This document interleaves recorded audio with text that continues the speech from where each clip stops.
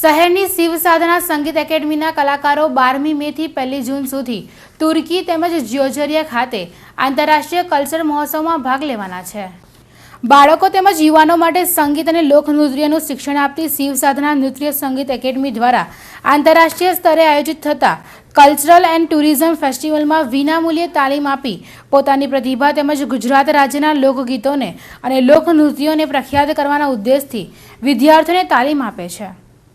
આગામી 12મી મેથી 1 જૂન દરમિયાન તુર્કી તેમજ જ્યોર્જિયા દ્વારા આયોજિત કલ્ચરલ કાર્યક્રમમાં 15 જેટલા વિદ્યાર્થીઓ ભાગ લેવાના છે।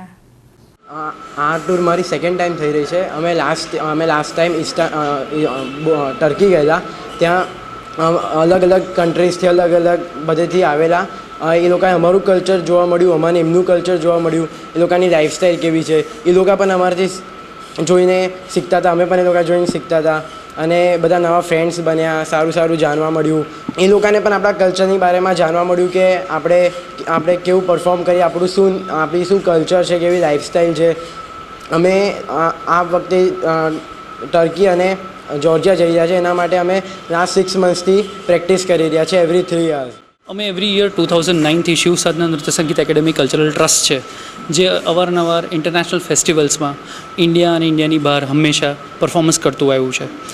આ વર્ષે 2016માં અમને જ્યોર્જિયા ઇન્ટરનેશનલ ટુરિઝમ અને કલ્ચરલ ડેવલપમેન્ટ તરફથી અમને ઇન્વિટેશન મળ્યું છે કે જેમાં અમારે ગુજરાતના જેટલા બી લોકનૃત્યો અને લોકગીતો છે એના પર આધારિત બધા કાર્યક્રમો અમારે રજૂ કરવાના છે।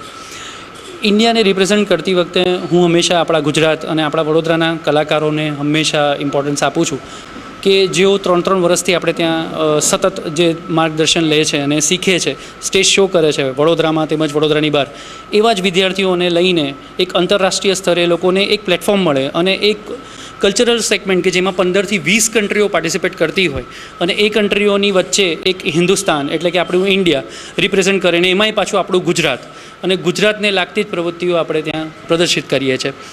હું 2009થી આ છોકરાઓને ડેવલપ કરું છું।